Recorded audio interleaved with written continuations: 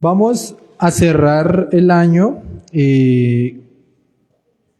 con el capítulo 9 de Samuel. ¿Listo? De Segunda de Samuel. Si alguien no tiene Biblia, en la parte de atrás tenemos Biblias, pueden tomar prestadas. ¿Listo? Vamos a orar, vamos a poner este tiempo delante de Dios para que sea Dios hablando a nuestros corazones. Señor, hoy te damos gracias, Padre. Gracias porque tú eres bueno, Señor. Gracias por tu misericordia, Padre. Gracias por tu bondad. Gracias porque tu gracia, Señor, se renueva un día más, un domingo más, Señor, para con tu iglesia. Hoy ponemos delante tuyo, Señor, ese tiempo de enseñanza, Señor. Que sea tu palabra y tu espíritu hablando a nuestros corazones, Señor. No permite, Señor, que salgamos igual, sino que lo que podamos recibir hoy, Señor, que la enseñanza que podamos recibir hoy sea de gran alimento, no solo para hoy, sino para este fin de año, Señor. Hoy te damos gracias, ponemos este tiempo delante tuyo. Oramos por aquellos que vienen en camino, por aquellos que no pudieron venir, Señor. Ayúdales en sus trabajos, en sus familias, en su salud, en sus dificultades, o si han salido de la ciudad, guarda su entrar y su regreso, Padre. Hoy te damos gracias en el nombre de Jesús y para tu gloria. Amén y amén. Listo, ya están en 2 de Samuel capítulo 9. Hoy vamos a ver una historia que estoy seguro que muchos hemos escuchado. ¿Han escuchado de Mefiboset? ¿Sí? ¿Quién ha escuchado de Mefiboset? ¿Quién le suena por ahí ese nombre? ¿No? ¿Han conocido a alguien que se llame así? No. Ian Mefiboset, ¿no? No queda. Es raro, pero es una historia conocida porque es el nieto del rey Saúl. Es el hijo del príncipe Jonatán, amigo de David. Familiar por toda la historia que hemos venido viendo hasta el día de hoy, ¿cierto? En todo el estudio de primera y lo que llevamos de segunda de Samuel, sabemos e identificamos quién es Saúl y sabemos e identificamos quién es Jonatán, ¿verdad? Esta historia es bien bonita. Espero que como la veamos hoy, de pronto lo miremos de una forma distinta, lo entendamos de una forma distinta, lo apliquemos de una forma distinta en nuestras vidas. Amén. Antes de empezar me gustaría hacer un pequeño repaso, porque sé que no todos han podido estar en la serie capítulo a capítulo de 2 de Samuel. Vamos a hacer un pequeño repaso de los últimos capítulos que hemos visto. Desde el capítulo 5 vemos cómo la muerte de Saúl lleva a David al trono. Es proclamado como rey en Judá. De allí reinó 7 años y después fue proclamado rey en todo Israel, ¿verdad? Y desde allí David empezó a consolidar el reino de Israel. Empezó a ganar batallas, empezó a conquistar parte de lo que había sido prometido a Moisés, a Josué, y que con el tiempo no habían podido conquistar. Tierra de los filisteos, tierra de los cananeos, y todo esto. David quería centrar su reinado en Jerusalén. ¿Recuerdan cómo atacó Jerusalén? Que lo atacó por los acueductos, envió los soldados para pasar las fortalezas y desde adentro cogió la ciudad, la fortificó y la volvió parte de la capital de su reinado. Él, al extender y ver cómo Dios le daba victorias, quiso reinar bajo la presencia de Dios. Y allí vemos el episodio de cuando él quiere traer el arca a Jerusalén. ¿Lo recuerdan? Con Usa, que lo trae de forma incorrecta, Usa muere, David se pone triste, finalmente entiende que hizo mal, pide perdón y vuelve a llevar el arca a Jerusalén. Y desde allí mostraba cómo su reinado iba a ser distinto al de Saúl. Recuerdan que él decía, desde los tiempos de Saúl, el arca había estado ausente en Israel. Eso significa que Saúl había reinado sin la presencia de Dios. Y David quería ser distinto. David quería ser distinto en este aspecto frente a Saúl. Y él quería que su reinado fuera partícipe la misma presencia de Dios.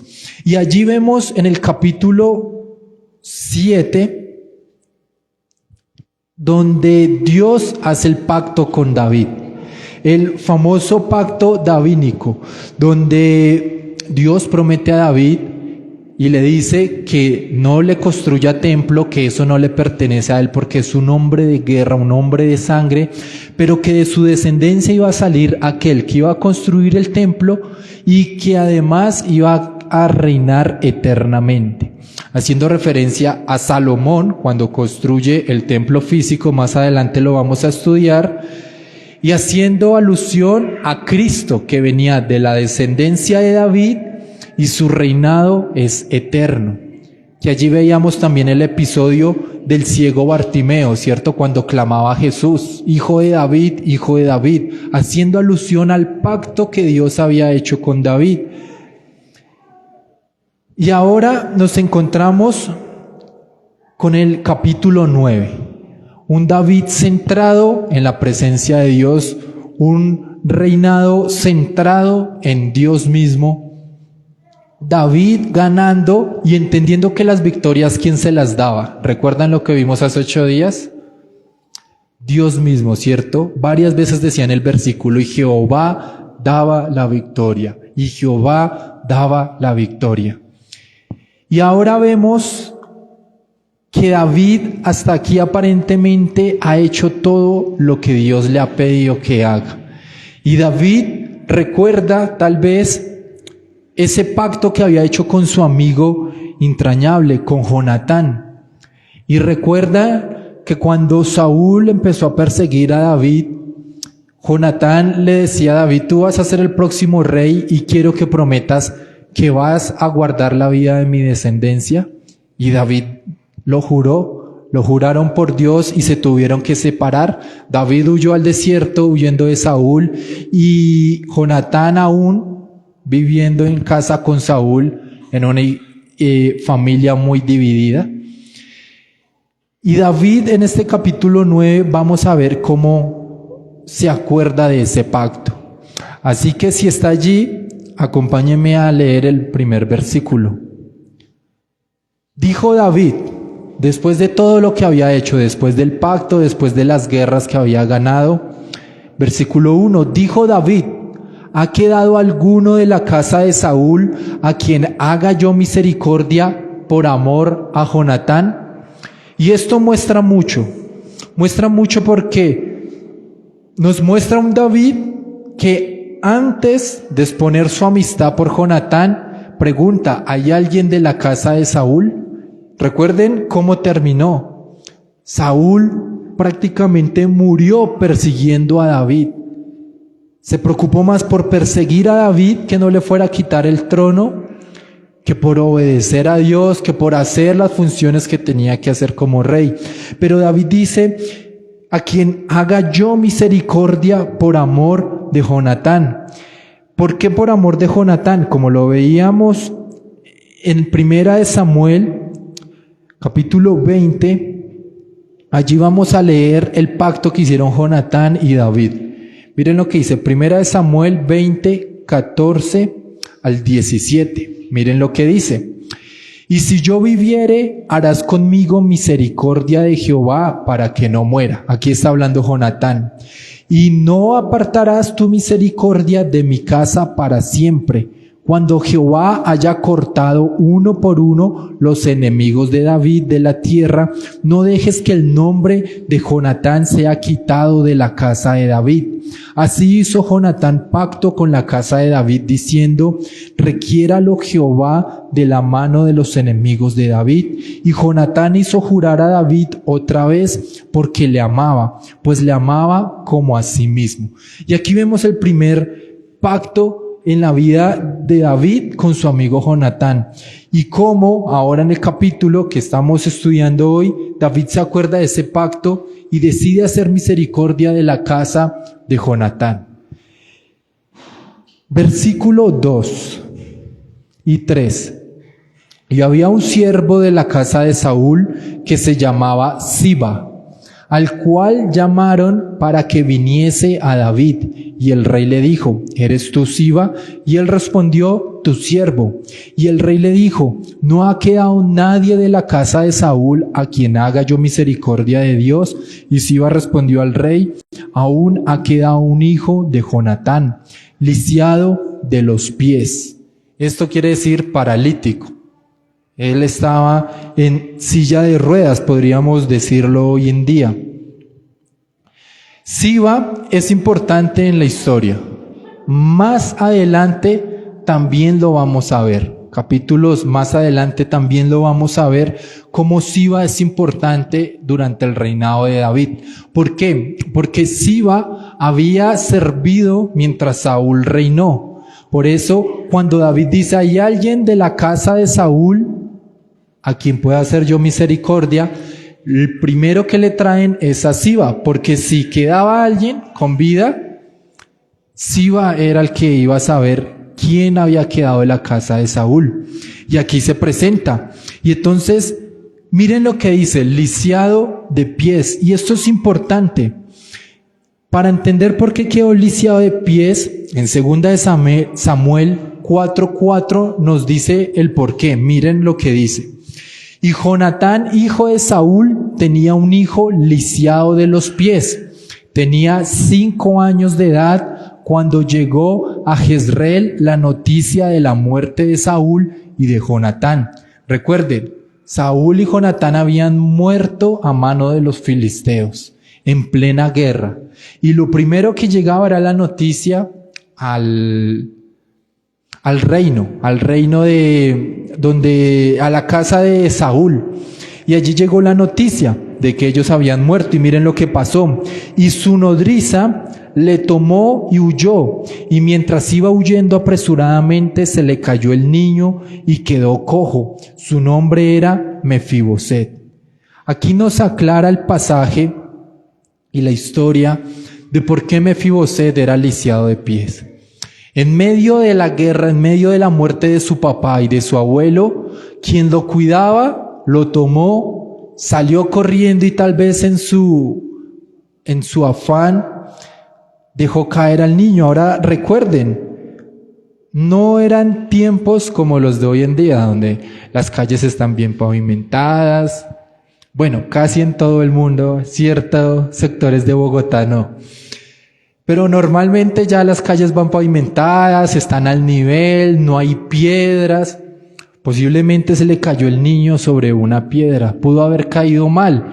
No nos especifica de qué forma cayó, lo que sí nos especifica es la condición en la que quedó, lisiado de pies. Y esto basta para entender todo el significado del pasaje el día de hoy. Más adelante sabrán por qué. Versículo 4 y 5. Miren lo que dice. Entonces el rey le preguntó, ¿dónde está? Y Siba respondió al rey, he aquí, está en casa de Maquir, hijo de Amiel, en Lodebar. Entonces envió el rey David y le trajo de la casa de Maquir, hijo de Amiel, de Lodebar. David se apresura a poder hacer su bondad, a poder extender su misericordia. Apenas se entera que queda un hijo de Jonatán, lo manda a traer con urgencia. No importaba su condición, no importaba si era lisiado de pies o no, que para la época esto era muy, muy grave. Piensen si hace 3000 años que aproximadamente ocurrió esta historia, existía el teletrabajo. ¿Será que sí? ¿Qué clases de trabajos existían hace 3000 años? ¿Cuáles? Agricultura, ¿cierto? O ser soldado, que es otra profesión muy famosa. ¿Será que algún lisiado podría cumplir con alguna de estas dos oficios? Era desahuciado por la sociedad, era desechado por la sociedad. Por eso, Siva hace énfasis y dice, queda uno, pero es lisiado de pies. Es lisiado de pies, haciendo énfasis en la condición. Recuerden, en la sociedad de antes, ni los niños, ni las mujeres, ni aquel que tenía una enfermedad que lo incapacitara para cumplir algún rol, tenía ni voz ni voto. ¿Por qué? Por lo mismo. ¿Quién es más fuerte, un hombre o una mujer? ¿Quién iba a servir más para los oficios del campo? ¿Quién es más fuerte, un niño o un hombre? Exacto. Por eso es que la sociedad empezó a acostumbrarse a que el hombre era el valioso. Por eso, si alguien no daba heredero hombre, en muchas culturas mataban a las niñas recién nacidas, porque era mal visto, era una deshonra. Quien iba a seguir llevando el apellido y los negocios de la familia era un hombre que pudiera hacer las funciones y los roles del campo. Por eso les digo, la condición hoy en día para nosotros es normal, ¿cierto? Hoy en día tenemos el sistema braille para los ciegos, hoy en día existen las sillas de ruedas para los discapacitados, hoy en día hay muchas ayudas para los que sufren de incapacidad. Hoy en día el rol de la mujer es importante. Sin ir tan lejos, hasta hace mes y medio, Estados Unidos casi tiene una presidenta. El puesto más importante de toda la tierra casi lo ocupa una mujer. Esto ha cambiado mucho. Por eso es importante entender el contexto y la cultura en el que se escriben ciertos pasajes de la Biblia. Versículo 6. Y vino Mefiboset, hijo de Jonatán, hijo de Saúl, a David, y se postró sobre su rostro e hizo reverencia y dijo, David, Mefiboset, y él respondió, he aquí tu siervo. Causa curiosidad que alguien lisiado se postre ante un rey, ¿cierto? Y de ambos pies. Es curioso esa escena. Y es lo primero que hace Mefiboset, se postra delante del rey. Ahora, cuando hablábamos del pacto davínico, ¿recuerdan ustedes lo que simbolizaba David y a quién tipificaba? A Cristo, ¿cierto? Tipificaba parte de ese reino que traía justicia, como lo vimos en el capítulo anterior hace 8 días, en Cristo. ¿Quién nos justifica delante del Padre? Solo en Cristo hallamos justicia. No es que la salvación sea gratis y yo creo en Cristo y puedo hacer lo que quiera. No, es entender que somos incapaces de pagar nuestra deuda ante el Padre y Cristo la pagó en la cruz y Cristo es el que nos justifica. No significa que lo que nosotros hayamos hecho queda perdonado, borrón y cuenta nueva. No.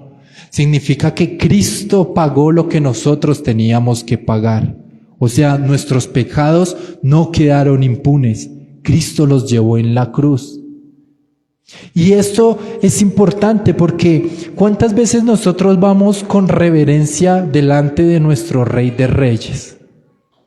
O simplemente no tenemos trabajo y ahí sí buscamos de Dios. Nos dejó la novia o el novio, la esposa o el esposo y ahí sí corremos a buscar de Dios. Nuestra área financiera no sabemos qué hacer y ahí sí acudimos a Dios. No sabemos qué hacer con nuestra incapacidad porque seguimos pecando y deshonrando a Dios, pero ahí sí corremos a Dios. ¿De qué forma vamos nosotros a Dios? Mefiboset es un gran ejemplo. Pese a su condición, dio reverencia al rey. ¿Cómo nosotros vamos a dar referencia a Dios?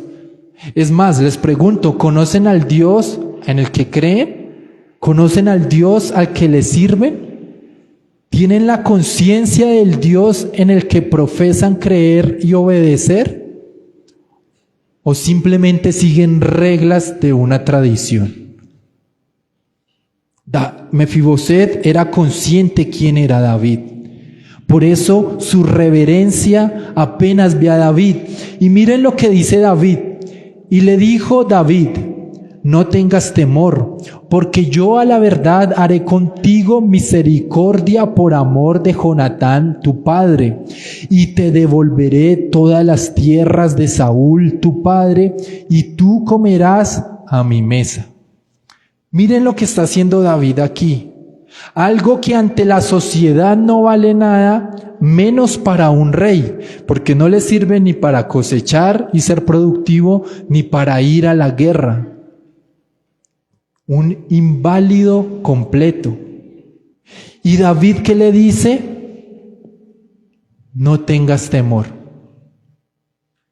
No tengas temor. No tengas temor de acercarte al rey, pese a tu condición. No tenga temor, porque yo a la verdad haré contigo misericordia por amor de Jonatán. Mefiboset no había hecho nada para ganarse el amor de David. Es más, David no sabía ni que existía. Pero aún así David no le importó, y por amor a lo que había dicho a su amigo Jonatán, decidió hacer misericordia. David tal vez solo pudo darle cierto territorio para que Mefiboset no aguantara hambre, para que no fuera tan menospreciado. Pero David decidió restaurarlo por completo, y miren lo que dice: te devolveré todas las tierras de Saúl tu padre. Créanme que Saúl no tenía solo un ranchito y 3 vacas. Prácticamente podríamos decir que Mefiboset se acaba de ganar la lotería. Le van a restaurar todo lo que fue de su abuelo el rey. Todo. Y tras el hecho dice: y tú comerás siempre a mi mesa. Así como hoy estamos sentados con la familia, mire al de al lado, mire al de al frente, mire con quién va ahorita a disputar los buñuelos que se sirvan, quién le puede quitar un pedacito de natilla ahorita que se siente, vigílelo bien. Aunque para nosotros sentarnos a la mesa a comer en nuestra cultura occidental no tiene tanta relevancia como para los judíos, lo que estaba haciendo David a Mefiboset de restaurarlo y de invitarlo a la mesa con él era demasiado importante. Comer a la mesa era un símbolo de unión en los judíos. Quien se sentaba a la mesa era partícipe de la familia. Quien se sentaba a la mesa era parte de la familia. No cualquiera se invitaba a la mesa en la tradición judía. ¿Por qué? Porque era un momento de comunión. Los judíos, al ser teócratas, o sea, al entender los mandamientos que se le habían revelado a Moisés, y los cuales daban los mandatos para la sociedad, como lo es para nosotros hoy en día la Constitución, ellos entendían estos actos como una nobleza, como un mandamiento, como una obediencia al mismo Dios. Y esto era lo que significaba comer a la mesa, un momento de agradecimiento. Pregunta: ¿aquí quién tiene comedor? ¿Cuántas veces de las que come al día se sientan en comunión en el comedor como familia?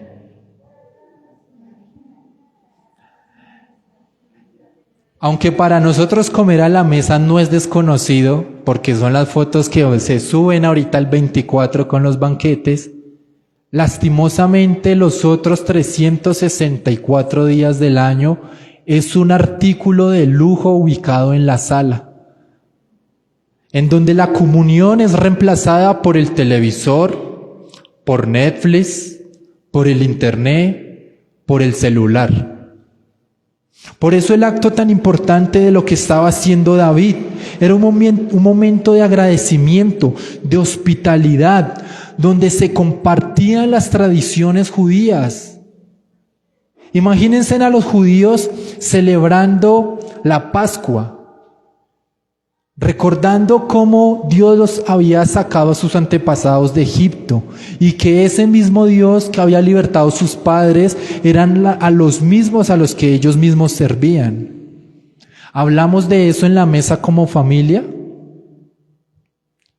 Los niños no entraron hoy a clase y si yo les pregunto a ellos qué hablan con sus papás en el comedor, ¿qué dirían? ¿Si hablan en el comedor, empezando por ahí? ¿O simplemente 10 minutos devoran y todos a la película, al internet, a lo que estén haciendo? Esto era un acto muy importante lo que David estaba haciendo. Allí en la mesa de los judíos se compartían tradiciones, hablaban de relatos bíblicos y hacían cánticos al Dios que había libertado a sus antepasados. ¿Hacemos eso en la mesa? Nos sentamos a hablar. Hijo, ¿sabes quién es David? ¿El de los leones? Hijo, ¿sabes quién es José? Hijo, ¿sabes quién es David? ¿Sabes quién es Pedro? ¿Sabes quién es Juan? ¿Sabes qué es la Biblia al menos? ¿Sabes cuál es el Dios al que servimos cada domingo cuando nos ponemos nuestra mejor pinta para ir a ser cristianos? Estos serían los relatos que deberían abundar en la mesa de un cristiano. Esos deberían ser los cánticos que deberían invitar a que la cena sea lo más importante en una familia. Porque tal vez entendemos que el almuerzo nos coge cada uno en nuestras labores, los niños estudiando, los adultos trabajando, pero que los niños esperen el momento de la cena porque es el momento donde van a compartir con sus padres y con el Dios al que sirven como familia debería ser lo más importante. Y esto es lo que David invita a Mefiboset. No era cualquier cosa, no, yo lo voy a invitar a comer, llégueme un domingo y... No. De hoy en adelante te vas a sentar en mi mesa, en la mesa del rey. Ahí donde están, miren al de al frente. ¿Le ven las piernas?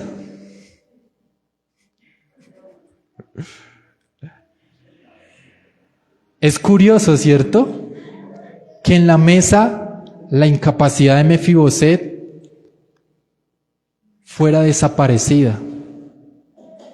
Imagínense los temas de conversación entre David y Mefiboset. Yo no me imagino a David tocándole la rodilla. ¿Le duele si le toco acá? Y más arriba, y más abajo. Yo no me imagino a David eso. Me imagino Mefiboset diciéndole, ¿y tú que eras el mejor amigo, cómo era mi padre? Cuéntame de él.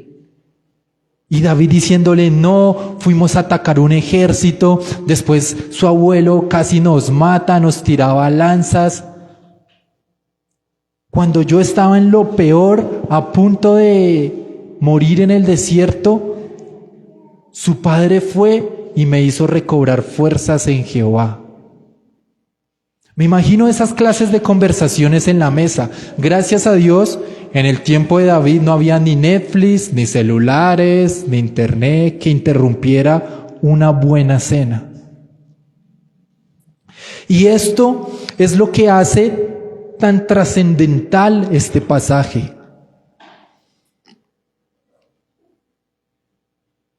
En el versículo 9, miren cómo sigue, el versículo 8, miren cómo sigue el relato.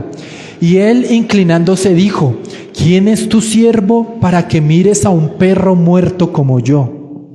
¿Recuerdan dónde se usó la expresión perro muerto?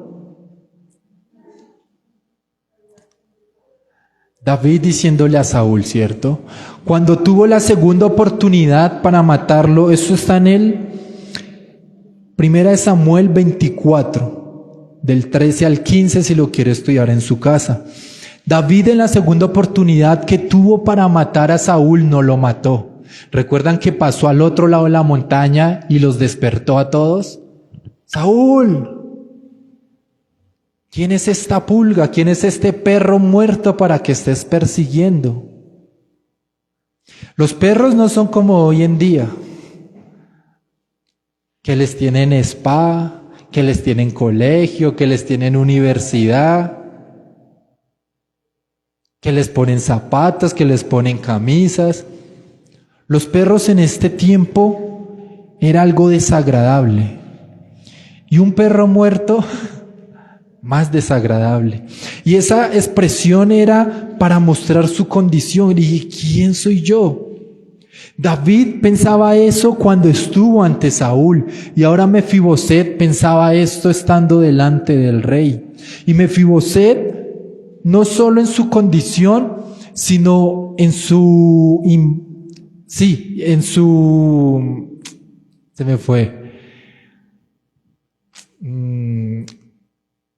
su condición de incapacidad, era doblemente rechazado.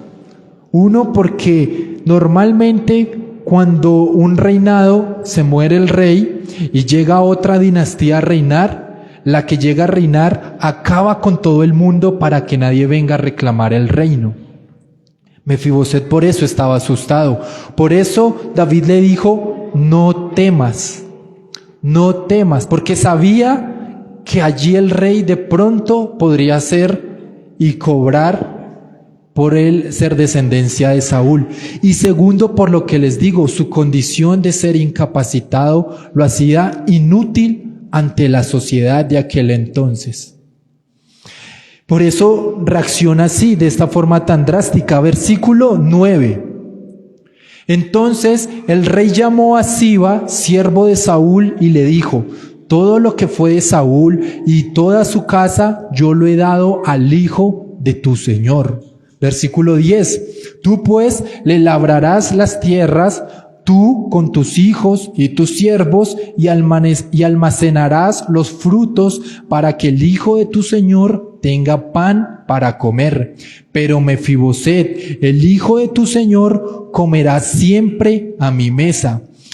Y tenía Siba 15 hijos y 20 siervos. 35 personas cuidando la tierrita. No eran un lote de 2x2 para cultivar, ¿cierto? Tenía que ser grande. Y estas son las instrucciones que David da a Siba para que pudiera seguir sirviendo a la casa de su señor, o sea, a la casa de Saúl, que aunque estuviera muerto, la orden de él era que tenía que continuar produciendo para que a Mefiboset no le faltara pan.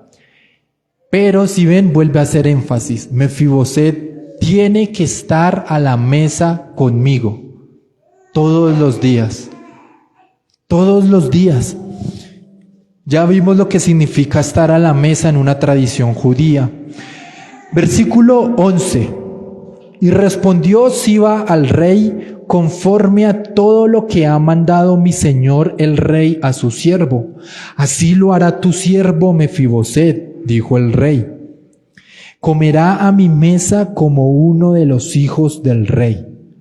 Aquel desechado por la sociedad, aquel inválido que no servía para los oficios de la época, David lo había puesto a la altura de los príncipes. Absalón, Salomón, todos los hijos que había tenido aquí estaban a la misma altura de Mefiboset. Es curioso el rango tan alto que da David a Mefiboset. Es curioso que después de que el capítulo 8 nos hablaba de las guerras y de un David tan sanguinario y cómo conquistaba y expandía los territorios de Israel, ahora vemos un David tan misericordioso. Y eso nos recuerda también al Rey al que servimos. Cristo es amor. Cristo es mucho amor. Si no hubiera tenido amor, no se hubiera entregado en esa cruz. Pero Cristo también es justo. Y la paga del pecado es muerte. Si nosotros solo nos quedamos en que todo es pecado, podemos descuidar la gracia de Dios. Y si nos quedamos en que todo es por gracia de Dios y todos somos hijos de Dios, podemos descuidar la ira de Dios. Es necesario manejar ese equilibrio. Y esto era lo que nos está mostrando aquí David y lo que entendió Mefiboset. Miren cómo termina el texto, versículo 12 y versículo 13.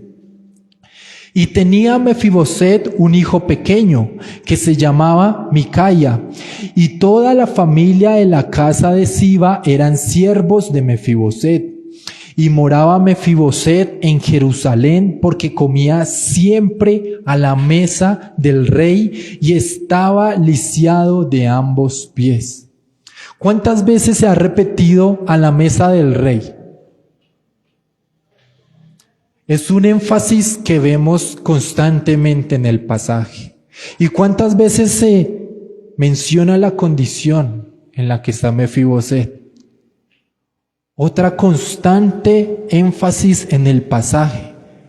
Cuando los judíos querían resaltar algo, lo anotaban muchas veces.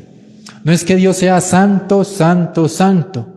Es que el autor estaba haciendo hincapié en la importancia de la santidad de Dios, porque sin santidad nadie verá a Dios. Y este es un estilo que usaban los judíos. El hecho de que en 13 versículos se repita tanto a la mesa del rey, que haga énfasis en la mesa del rey, que David se lo diga a Mefiboset, pero después también a su siervo, y que a lo último el pasaje termine así, es por algo. El hecho de que se recalque tanto que era lisiado de pies, pero que aún así estaba a la altura de los príncipes, nos quiere decir algo el pasaje. Ahora usted dirá, la historia es maravillosa. Podríamos encajarla en una de esas películas de Navidad que dan hoy en día y sería un hit total.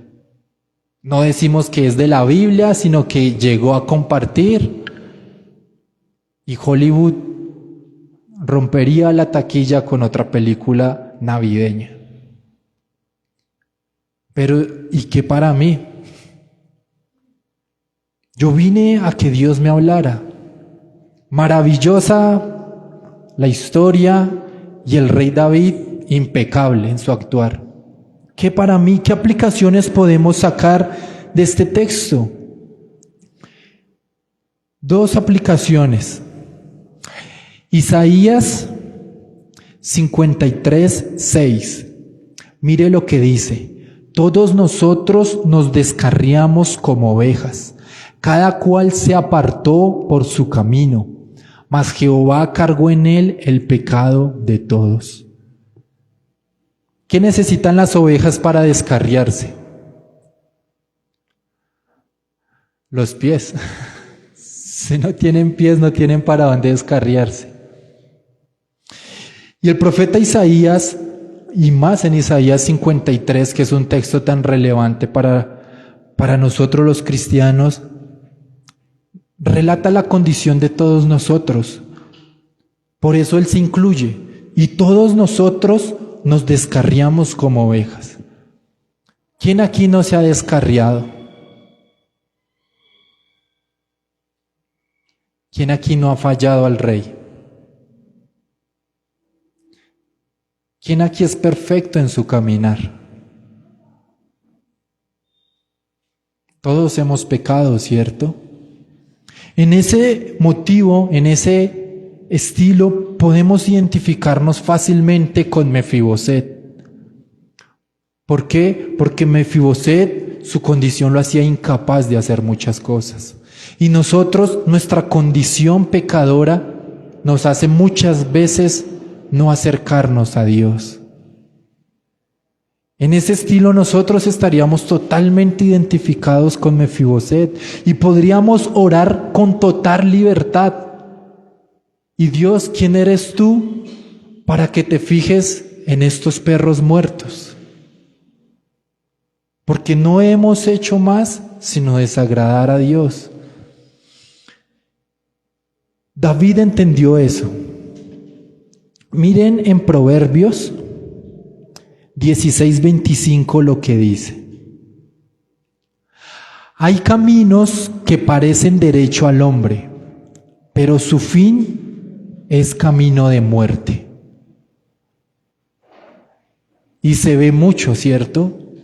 La gente piensa que va bien como va. No, si hago este negocio, ahora sí. No, si me cuadro con esta muchacha, ella sí es juiciosa, ella sí me va a encaminar, ella sí me va a cambiar. No, si estudio esta carrera, ahora sí voy a sacar a mi familia de la pobreza. No, es que si yo hago esto, es que si yo viajo, el hombre hace muchos planes. ¿Y en cuántos de esos planes preguntamos, al menos nos tomamos 2 minuticos para orar a Dios, preguntando si es su voluntad? Es que en este país me va a ir mejor. ¿Cuántos hemos escuchado personas cercanas que piensen de esa manera? Y pueda que les vaya mejor económicamente, materialmente, y su área espiritual.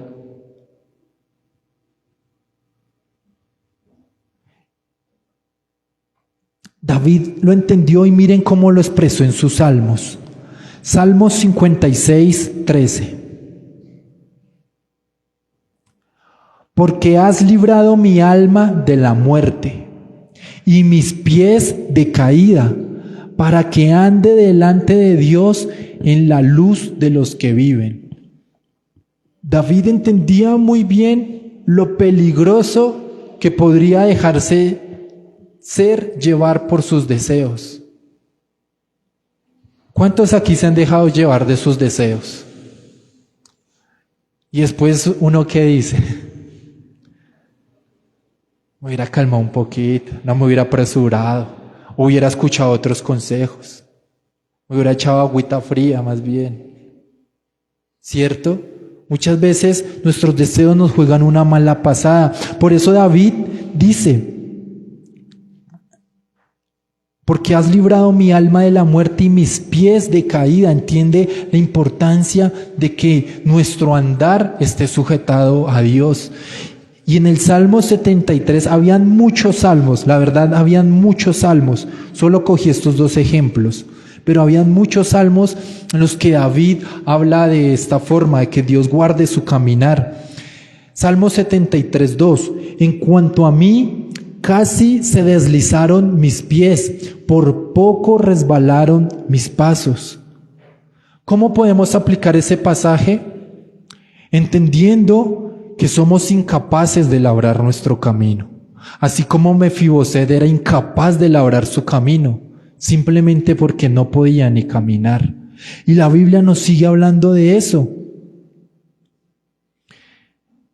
Miren lo que dice Hebreos capítulo 10, versículo 17.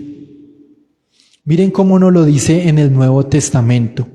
Y añade, y nunca más me acordaré de sus pecados y transgresiones. Esto hablando del sacrificio de Cristo. El autor de Hebreos está hablando del sacrificio de Cristo. David no se acordó de los pies lisiados de Mefiboset. En ningún momento él lo mencionó. Si ustedes ven el texto otra vez, lo menciona es el siervo, lo menciona el que está escribiendo el libro, pero David nunca. Dice, por amor a tu padre, te restauraré las tierras de tu abuelo, comerás a mi mesa. Mas nunca le recalca su condición, su incapacidad. Dios nunca nos va a mostrar nuestra incapacidad de obedecerle. Simplemente es un llamado a sentarnos a la mesa. Simplemente es un llamado de que podemos descansar en Él.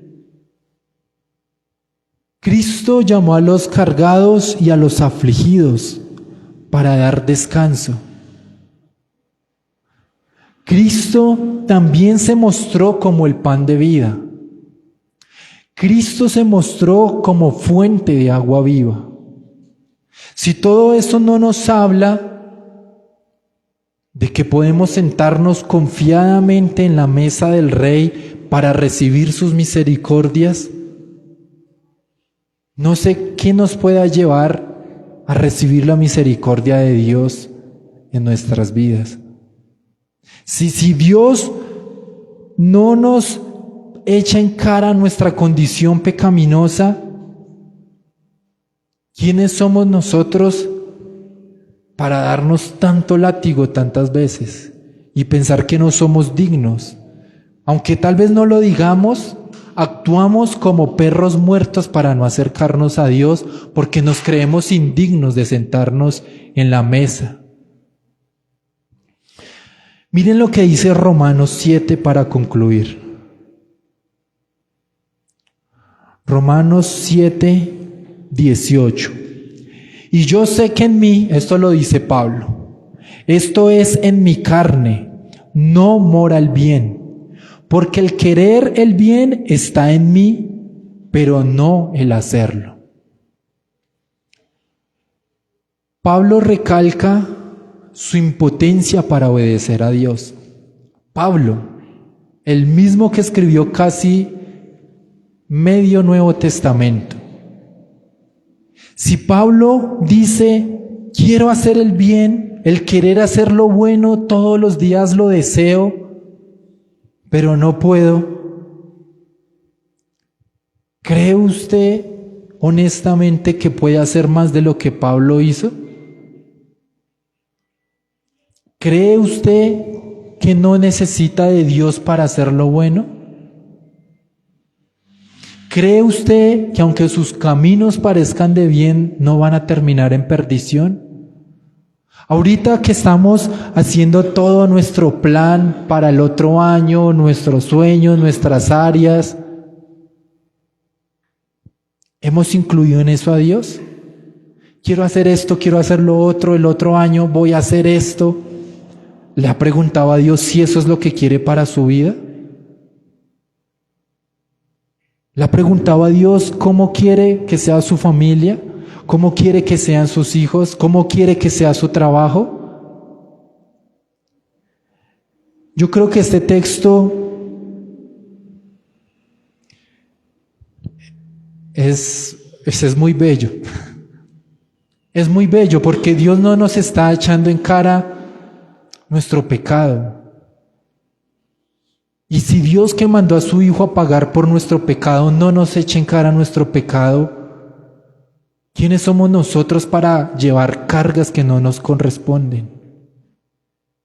¿Quiénes somos nosotros para no sentarnos a la mesa del Rey y disfrutar de su bondad y misericordia? ¿Quiénes somos nosotros para decir, este domingo no voy porque esta semana fui un pecador?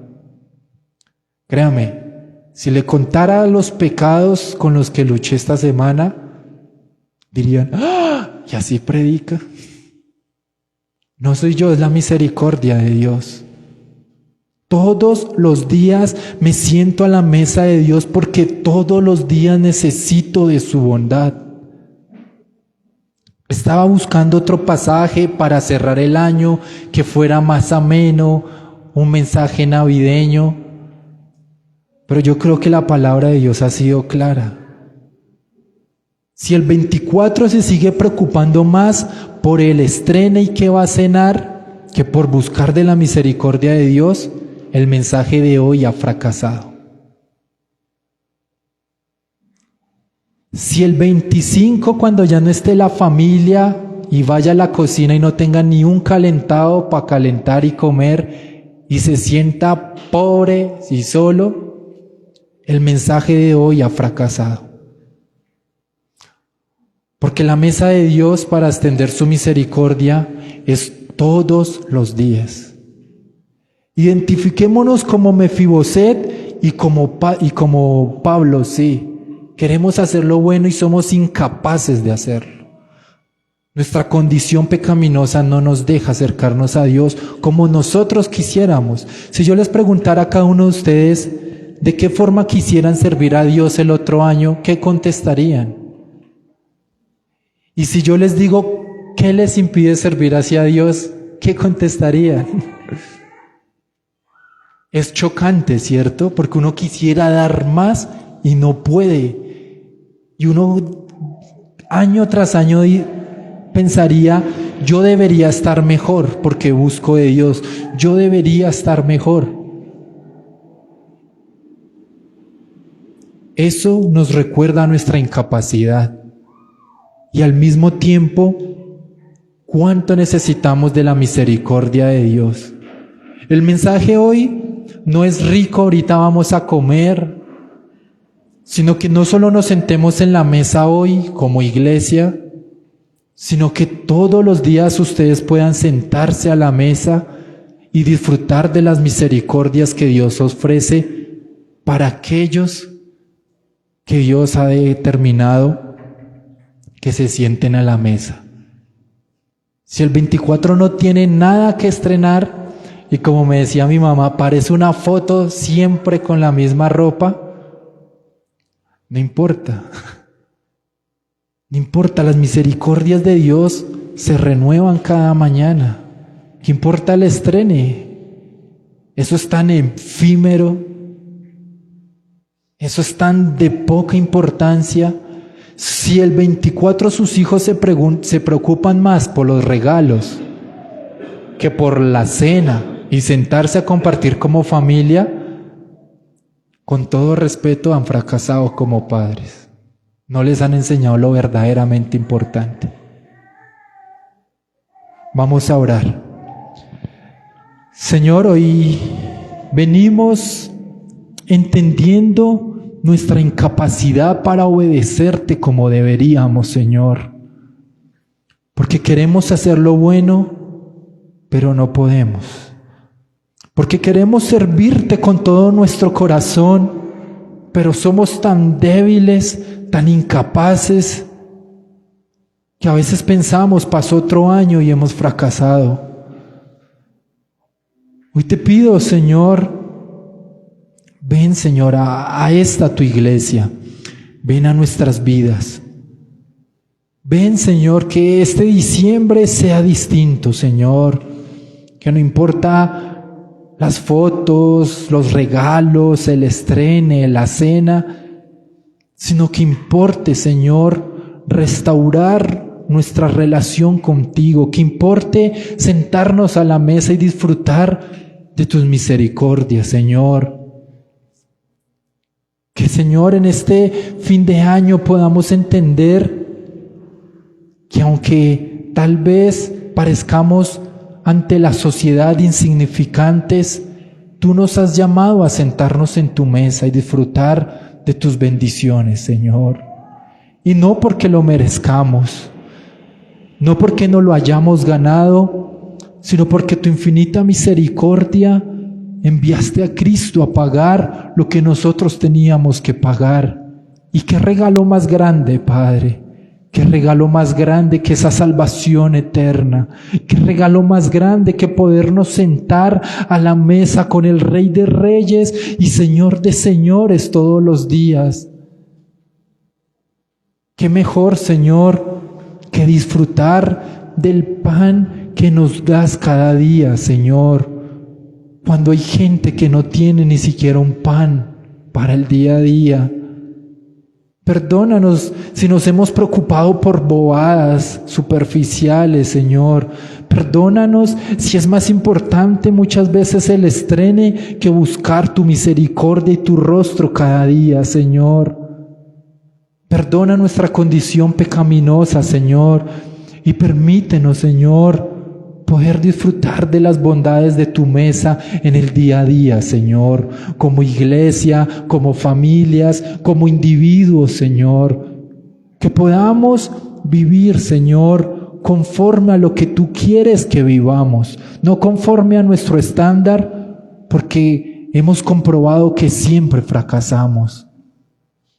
Pero permítenos, Señor, permítenos entender, Señor, lo que entendió Mefiboset, entender lo que entendió David, entender lo que entendió Pablo, Señor, y poder, sin carga alguna, como lo leíamos en Hebreos, sentarnos a tu mesa, Señor, y disfrutar de tus misericordias, y disfrutar antes de unos buenos regalos, una buena cena, una buena conversación en familia, cantándote, hablando de tu palabra, hablando de lo que tú quieres para nosotros el otro año, Señor.